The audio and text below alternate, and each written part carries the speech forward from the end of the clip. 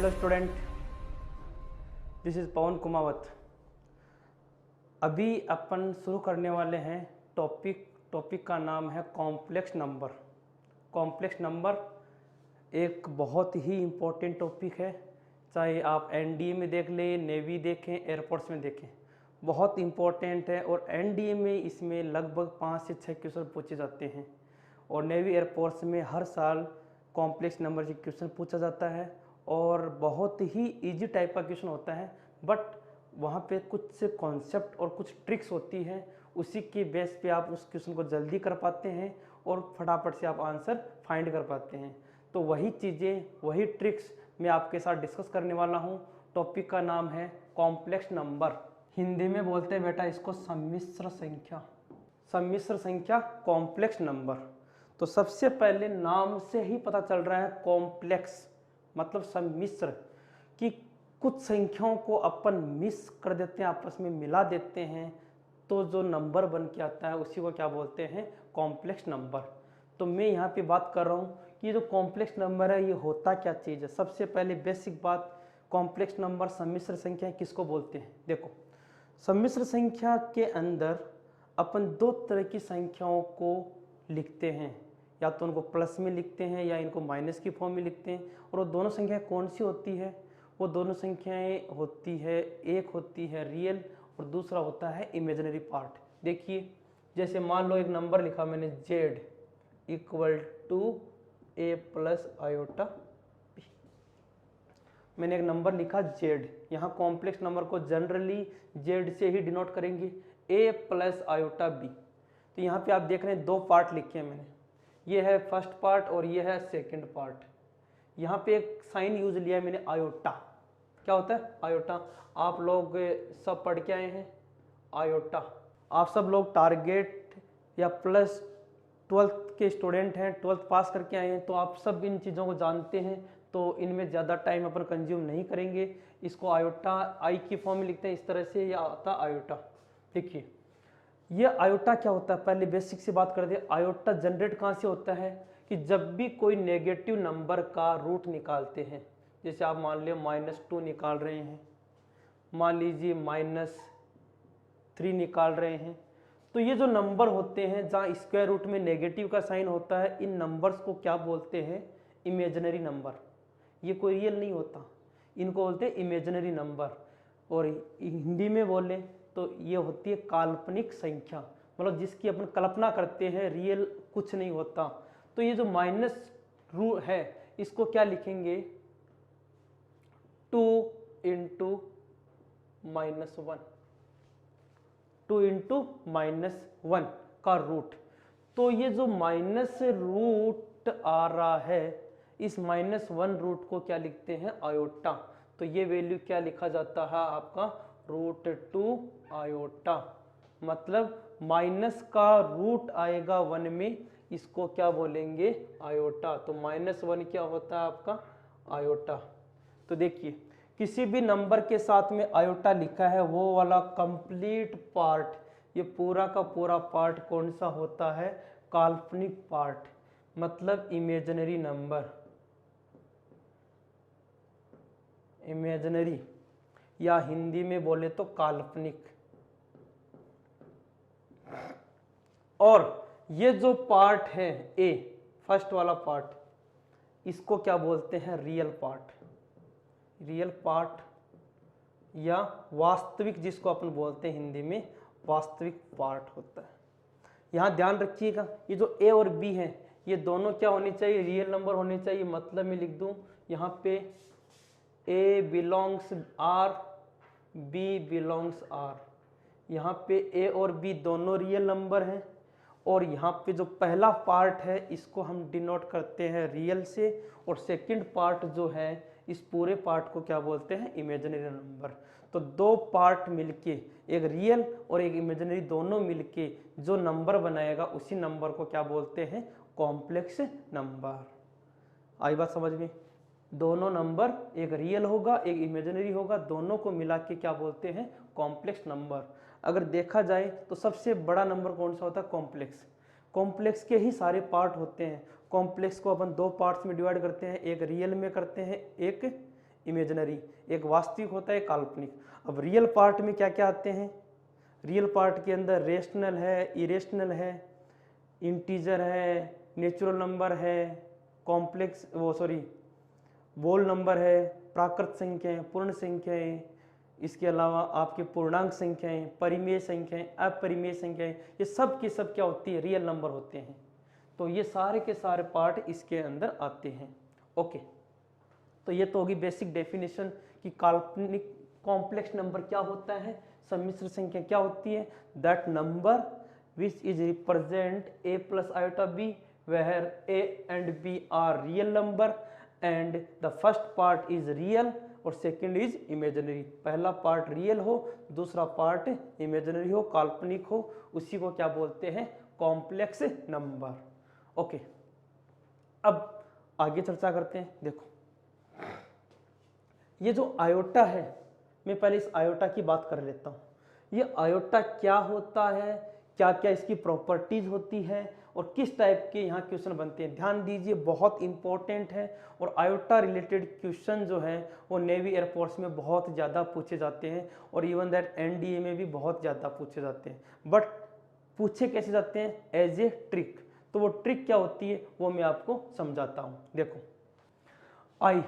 Iota, तो पहले iota की प्रॉपर्टीज की बात करें कि जो आयोटा है ये क्या होता है? √-1 होता है।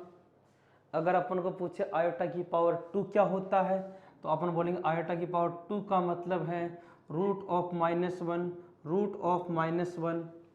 तो माइनस रूट को मल्टीप्लाई करेंगे तो आंसर कितना आएगा? माइनस का यहाँ पे 1 आएगा।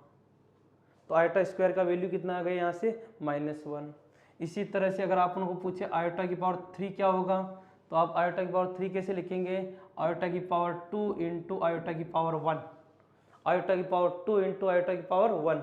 आयोटा की पावर 2 माइनस होती है, इसलिए आंसर कितना आ गया? माइनस का आयोटा। इसके बाद में है आयोटा की पावर 4। और आयोटा की पावर 4 को हम लिखेंगे आयोटा की पावर 2 इंटू आयोटा की पावर 2।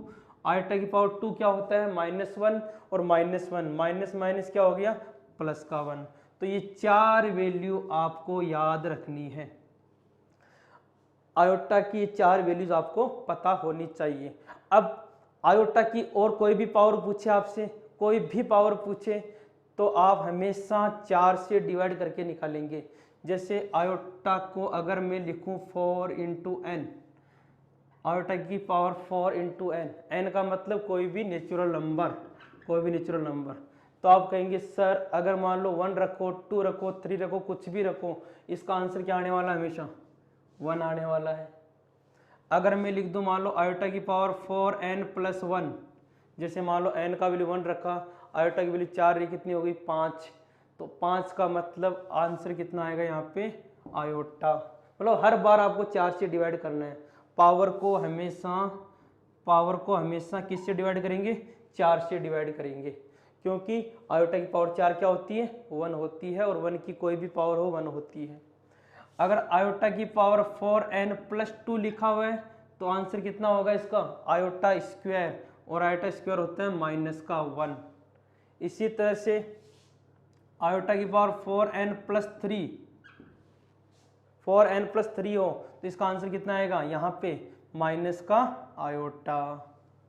तो ये वाली बात समझ में आ गई। आयोटा की पावर 4n, n का वैल्यू 1 2 3 कुछ भी रखो, आंसर हमेशा 1 आएगा। 4n प्लस 1 मतलब यहाँ पे रिमाइंडर कितना आ गया? रिमाइंडर कितना आ रहा है? 1। यहाँ पे रिमाइंडर कितना आ रहा है? 2। रिमाइंडर मतलब शेषफल आप बोलते हैं। रिमाइंडर यहाँ पे कितना आ रहा है? 3। तो रिमाइंडर 3 आ रहा है तो आंसर आएगा माइनस आयोटा। अब आपको चाहे कोई भी पावर पूछे, आप हमेशा 4 से डिवाइड करके निकाल सकते हैं। जैसे मान लो मैंने किसी बच्चे से पूछा आयोटा की पावर 93 का वैल्यू क्या होगा, तो आयोटा की पावर 93, तो 93 को अपन 4 से डिवाइड करेंगे। 93 को 4 से डिवाइड करेंगे, बताओ कितना रिमाइंडर आ रहा है? 90 पावर 3 को 4 से डिवाइड करेंगे, कितना रिमाइंडर आया? ध्यान से देखिए, इसको अपन 90 पावर 3 को डिवाइड करते हैं 4 से, तो 4 दूनी 8, 1 4 3 12, एक रिमाइंडर आ गया। रिमाइंडर कितना आ गया? एक रिमाइंडर आ गया, इसका मतलब आंसर क्या हो गया इसका? आयोटा। तो आंसर कितना हो गया? आयोटा। अगर रिमाइंडर 2 आता, आंसर कितना होता? -1। रिमाइंडर 3 आता, माइनस का आयोटा। क्लियर है यहाँ तक? अब मान लो कई बार एग्जाम में बहुत बड़ी बड़ी वैल्यू पूछते हैं, जैसे मान लो मेरे को निकालना आयोटा की पावर 5, 2, 6, 3, कि इसका वैल्यू क्या होगा।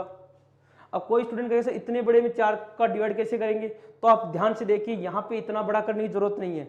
आपको 4 का डिविजिबल रूल आता होगा, 4 का भाग देने वाला गुण जानते होंगे, कैसे करते हैं।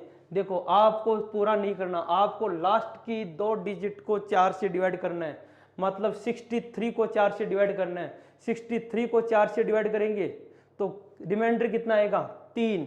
रिमाइंडर कितना आएगा? 3। शेषफल कितना आएगा? 3। तो रिमाइंडर 3 आएगा, तो आंसर कितना आ जाएगा? Minus iota. तो इसका डायरेक्टली आंसर क्या लिख सकते हैं आप? माइनस का आयोटा। ये माइनस का आयोटा आंसर हो गया। और भी कोई भी कितना भी बड़ा वैल्यू पूछे, आप लास्ट 2 डिजिट को 4 से डिवाइड करेंगे। जैसे मान लो मैंने पूछ लिया आयोटा की पावर 5, 6, 3, 2, 8, 7, 1, ये मान लो इतना बड़ा वैल्यू मैंने पूछ लिया कि बताइए इसका आंसर क्या आएगा। आप बोलेंगे सर लास्ट के 2 डिजिट को मैं 4 से डिवाइड करूंगा। बताइए 71 को 4 से डिवाइड करते हैं, कितना आता है? 71 को 4 से डिवाइड आप कर सकते हैं आराम से, बहुत आसान है। कितना आ गया? रिमाइंडर 3। जब भी रिमाइंडर 3 आएगा, आंसर कितना आएगा? Minus iota. दिमाग में रख लीजिए, एक एज ए शॉर्ट ट्रिक दिमाग में रख लीजिए, कुछ नहीं करना, कितनी भी पावर पूछ ले हर बार 4 से डिवाइड करना होगा। और जब भी 4 से डिवाइड करेंगे तो रिमाइंडर देखेंगे, या तो आएगा शेषफल 1, या आएगा 2, या आएगा 3।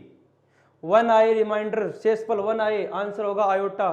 शेषफल 2 आए -1, 3 आए माइनस आयोटा। कोई भी क्वेश्चन हो, कैसा भी क्वेश्चन हो, आप हमेशा यही करेंगे। और जब बड़े नंबर हैं तो आप लास्ट के 2 डिजिट को 4 से डिवाइड कर लेंगे, क्योंकि ये भाज्य का नियम होता है, भाजकता का नियम होता है, ये आपका डिविजिबिलिटी रूल होता है, जहाँ पे लास्ट को 2 डिजिट को डिवाइड करते हैं तो पता चल जाता है कि 4 से डिवाइड होगा कि नहीं होगा। तो इस तरह से आप कोई भी क्वेश्चन को ऐसा कर सकते हैं। तो ये तो हो गया आयोटा की पावर्स निकालने वाला। ओके, इसके बाद में और क्या क्वेश्चन बनता है आयोटा का, वो देखिए। आयोटा का प्रॉपर्टी नंबर 2, ये प्रॉपर्टी नंबर 2 देखिए। जब भी कभी आयोटा की 4 लगातार पावर आ जाए, आयोटा की पावर 1, आयोटा की पावर 2, आयोटा की पावर 3, आयोटा की पावर 4, आयोटा की पावर 1, आयोटा की पावर 2, आयोटा की पावर 3, आयोटा की पावर 4, इसका आंसर होगा 0। कैसे होगा? देखो ध्यान से। आयोटा की पावर 1 आयोटा होता है, आयोटा की पावर 2 -1 होता है, आयोटा की पावर 3 माइनस आयोटा, और आयोटा की पावर 4 प्लस का 1। ये सब की सब वैल्यू कट के आंसर कितना आएगा? 0। तो यहाँ से एक रूल समझ में आ गया। क्या रूल समझ में आ गया? कि कभी भी कोई क्वेश्चन आयोटा की पावर 4n प्लस आयोटा की power 4n plus 1 plus iota की power 4n plus 2 plus iota की पावर 4n प्लस 3 दिया हुआ है, तो इसका आंसर क्या आएगा? 0। तो इस तरह से अपन आयोटा की कोई भी पावर दे रखी है, लगातार 4 पावर दे रखी है, आंसर क्या होगा? 0। आप यहाँ n का कोई भी वैल्यू रख के देख सकते हैं, आंसर कितना आएगा? हमेशा 0 आएगा। तो आप तो इस बात को ऐसे याद रखें कि आयोटा की कोई भी 4 लगातार पावर आ गई तो आंसर क्या आएगा? 0। इस प्रॉपर्टी का यूज बहुत जगह होता है, देखो कैसे करते हैं। अभी एक इंपॉर्टेंट क्वेश्चन कराता हूँ, ये नेवी एयरपोर्ट्स में बहुत बार पूछा हुआ क्वेश्चन है। देखो क्वेश्चन है, फाइंड वैल्यू ऑफ आयोटा की पावर 1 प्लस आयोटा की पावर 2 प्लस आयोटा की power 3 dot dot dot dot iota की पावर 100। आयोटा की power 1, 2, 3 dot dot dot iota की पावर 400। अब आप ऐसा तो नहीं कि हर वैल्यू में 4 से डिवाइड कर करके देखें, ऐसा करेंगे तो बहुत ज़्यादा टाइम कंज्यूम होगा। आप क्या करेंगे, यहाँ ये देखेंगे 4 के जोड़े कितने बन रहे हैं, तो आप देखेंगे 1, 2, 3, 4, एक पेयर बन गया, फिर 1 से 4, फिर 5 से 8, ऐसे करते करते कितने जोड़े बन गए? 25। तो हर एक पेयर का आंसर क्या है 0, हर पेयर का आंसर क्या है 0, तो इसका आंसर कितना हो जाएगा डायरेक्टली 0। इस तरह से आप कोई भी 4 लगातार का एडिशन अगर आप करेंगे तो आंसर कितना हो जाएगा 0। तो इस ट्रिक से आप कोई भी क्वेश्चन का आंसर फाइंड कर सकते हैं जब कोई क्वेश्चन लगातार दिया हुआ हो। इसी तरह एक और क्वेश्चन लेते हैं। देखो ये क्वेश्चन देखिए, यहाँ पे क्या लिखा हुआ है, फाइंड वैल्यू ऑफ, इसका मान ज्ञात कीजिए जब आयोटा की पावर n इक्वल टू 1 से 200, n की वैल्यू 1 से लेके कहाँ तक है 200 तक है। तो आप यहाँ पे इस समीशन का मतलब क्या होता है, इस समीशन का मतलब है कि आप n की वैल्यू 1 से रख के 200 तक रखेंगे, 1 2 3 रखते जाएंगे, और जो भी आ रहा है एक्सप्रेशन उसका आंसर बताना है कितना आएगा। तो आप क्या करेंगे, अगर वैल्यू रखना शुरू करेंगे तो इस क्वेश्चन को हम लिखेंगे आयोटा की पावर 1 प्लस आयोटा की पावर 2 प्लस आयोटा की power 3 plus dot dot dot कहाँ तक लिखेंगे आयोटा की पावर 200। फिर वही कॉन्सेप्ट, वही ट्रिक लगाएंगे। क्या ट्रिक लगाएंगे, लगातार 4 पावर का समीशन कितना आता है 0, लगातार 4 पावर का समीशन कितना आएगा 0। तो कितने जोड़े बनेंगे 50 जोड़े बनेंगे, और उन 50 के अंदर क्या क्या आएगा 0 0 0 0।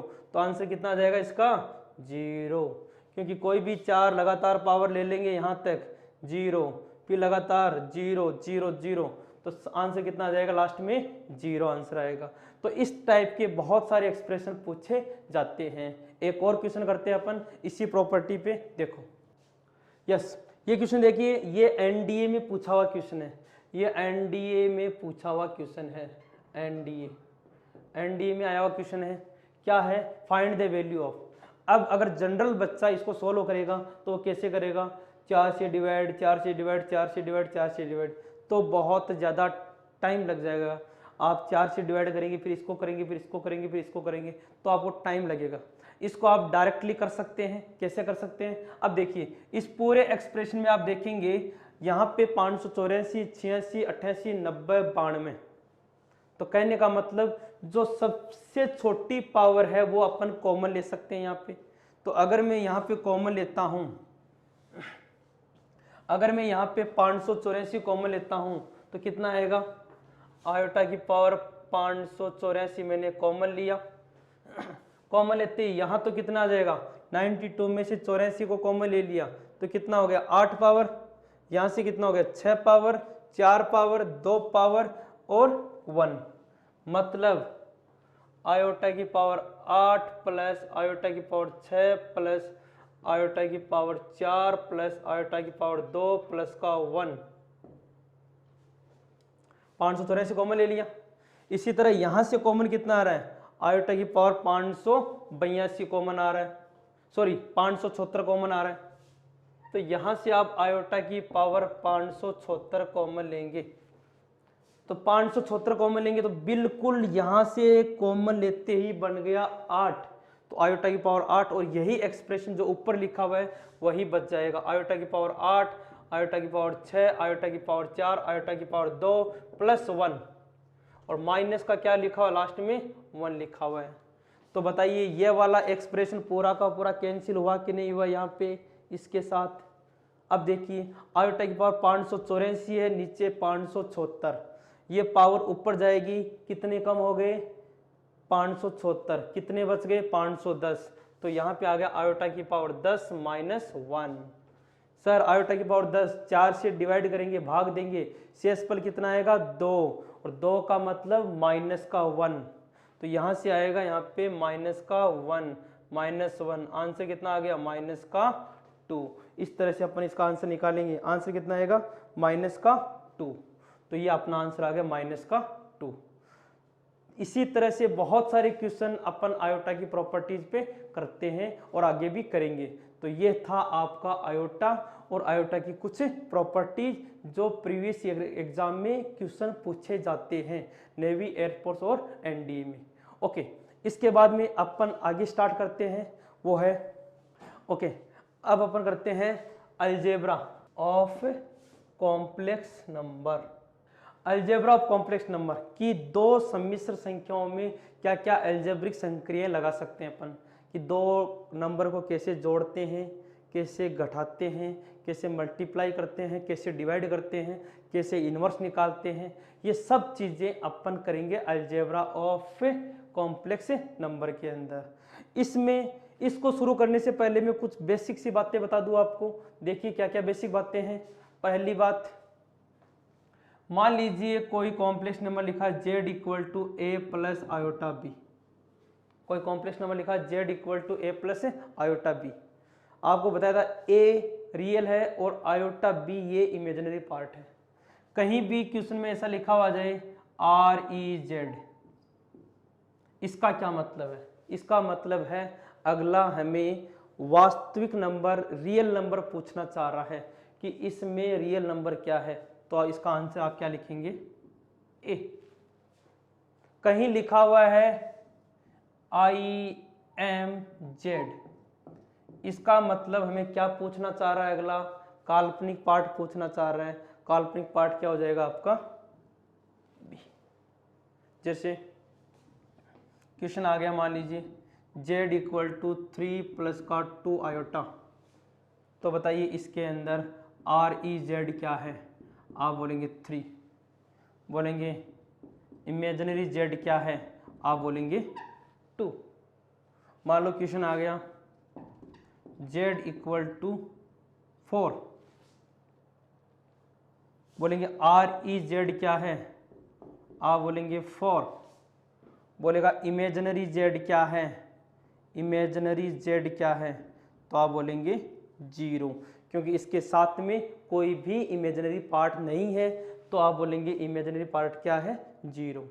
मान लीजिए कोई आ गया z equal to minus iota, इतना ही लिखा हुआ आ गया, पूछेगा बताइए REZ क्या है? इसका मतलब क्या पूछना चाहता है? वास्तविक संख्या। वास्तविक नहीं है तो क्या लिखेंगे? 0। बोलेगा सर इमेजिनरी z IMZ क्या है? तो आप क्या लिखेंगे? माइनस का 1। तो ये आपके साइन आ सकते हैं REZ और IMZ। इसका मतलब है वास्तविक पार्ट पूछना चाहता है, इसका मतलब है काल्पनिक पार्ट पूछना चाहता है। हमेशा ध्यान रखना कॉम्प्लेक्स नंबर का आंसर इसी फॉर्म में रहेगा। हमेशा कोई भी क्वेश्चन हो, आप कॉम्प्लेक्स नंबर सोल्व करके लाएंगे तो लास्ट में जो आंसर आएगा वो इसी फॉर्म में आएगा, a प्लस आयोटा b में। वो अलग बात है कि उसमें एक का पार्ट 0 है या b 0 है, वो एक अलग केस होगा, बट आंसर हमेशा a प्लस आयोटा b में ही आएगा। ये तो बेसिक बात होगी।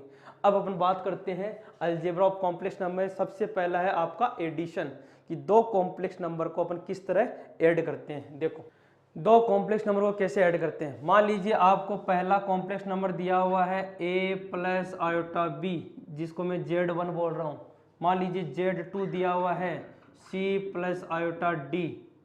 आपको बोले सर दोनों को ऐड कीजिए, मतलब Z1 प्लस Z2 कीजिए, तो आप क्या करेंगे? रियल पार्ट में रियल पार्ट ऐड करेंगे और इमेजिनरी में इमेजिनरी ऐड करेंगे। तो रियल पार्ट क्या है यहाँ पे? a प्लस का c प्लस आयोटा b और d, इन दोनों को ऐड करेंगे, क्या आएगा?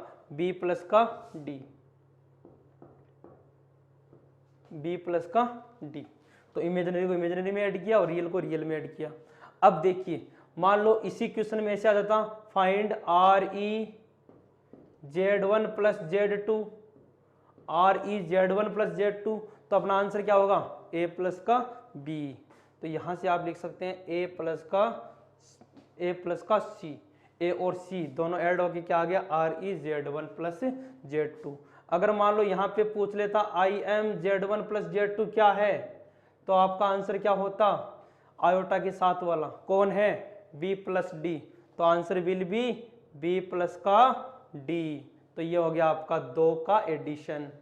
अच्छा, सब्ट्रैक्शन में अगर पूछे तो सब्ट्रैक्शन में भी आप ऐसा ही कर सकते हैं। माइनस करना हो, सब्ट्रैक्शन करना हो, तो आप यहाँ पे क्या लगा सकते हैं? माइनस लगा सकते हैं। तो सब्ट्रैक्शन में भी आप इसी प्रॉपर्टी को यूज कर सकते हैं कि दो कॉम्प्लेक्स नंबर का एडिशन करो चाहे सब्ट्रैक्शन करो, रियल में रियल ऐड होगा और इमेजिनरी में इमेजिनरी ऐड होगा या फिर सब्ट्रैक्ट होगा। ओके, इसके बाद में चलते हैं अपन मल्टीप्लाई पे। मल्टीप्लाई गुणा करना, कि दो कॉम्प्लेक्स नंबर हैं, एक है Z1, दूसरा है Z2। Z1 है a plus iota b, Z2 है c प्लस आयोटा d। बोले सर मल्टीप्लाई कीजिए, मतलब Z1 Z2 फाइंड कीजिए। तो ध्यान से देखिए, जनरली आप जैसे मैथ में करते हैं वैसे करना है, लेकिन यहाँ पे मैं आपको बता दूं थोड़ा सा स्पीड के लिए क्या करना है देखो, क्योंकि मैंने आपको शुरू में ही कहा था आंसर हमेशा real plus iota imaginary form में आएगा। तो मैं मल्टीप्लाई करता हूँ, मल्टीप्लाई करना देखिए, सबसे पहले एक को c से मल्टीप्लाई करेंगे तो क्या आएगा, ac आएगा। तो मैंने यहाँ पे क्या लिख दिया, ac। फिर b को d से मल्टीप्लाई करेंगे तो bd आएगा, इंटू आयोटा स्क्वायर आएगा, और आयोटा स्क्वायर का वैल्यू कितना होता है, -1। तो यहाँ पे क्या लिखेंगे, माइनस का bd लिखेंगे।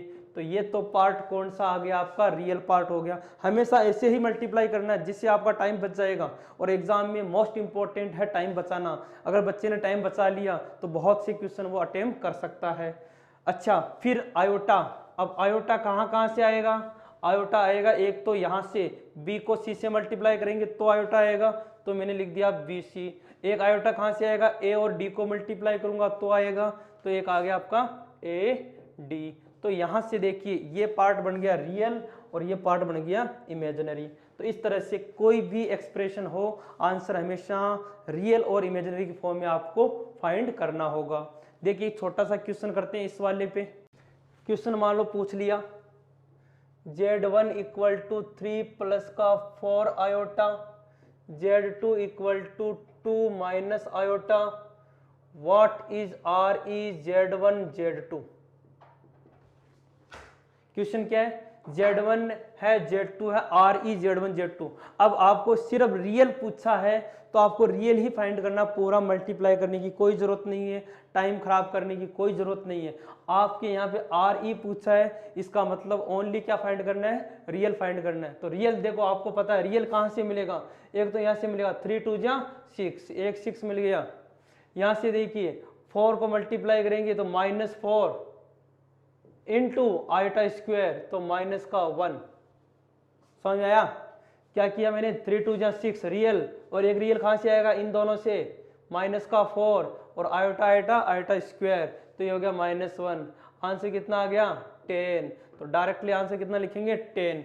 इस तरह से आप प्रॉपर्टीज यूज करके इनको लिख सकते हैं। आपको पूरा मल्टीप्लाई करने की जरूरत नहीं। अगर आप हर क्वेश्चन में 20-20 30-30 सेकंड भी बचाएंगे तो आपके लास्ट में 5 से 6 क्वेश्चन का बेनिफिट आपको मिलेगा। तो मोस्ट इंपॉर्टेंट है टाइम बचाना, और वही चीज़ें मैं आपको सिखाऊंगा कि हर क्वेश्चन में आप कैसे टाइम बचा सकते हैं और कैसे मैक्सिमम क्वेश्चन मिनिमम टाइम में कर सकते हैं।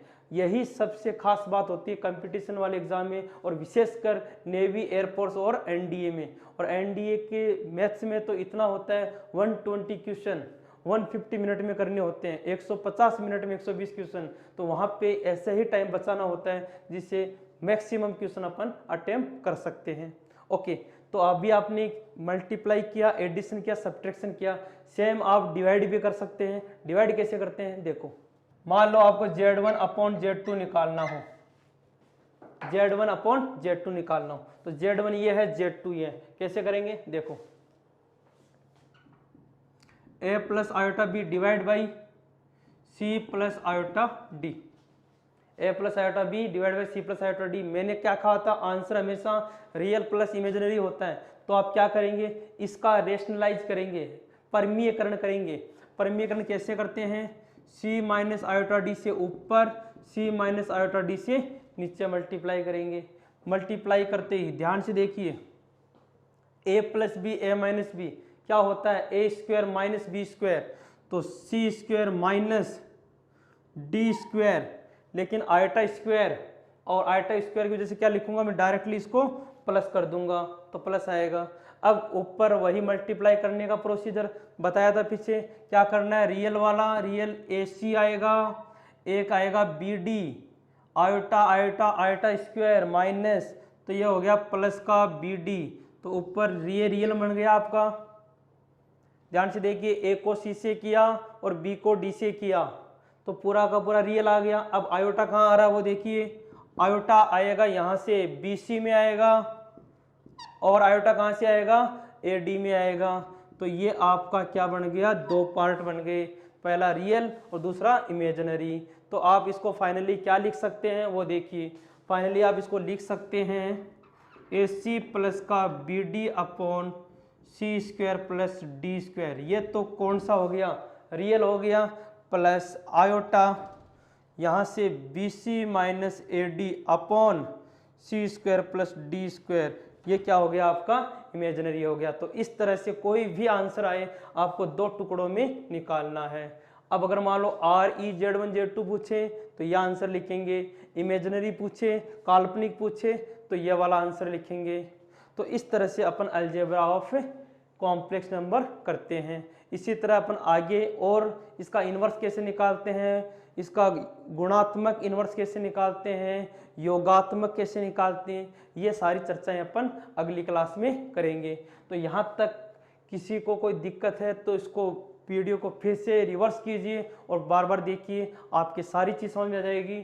Thank you, bye.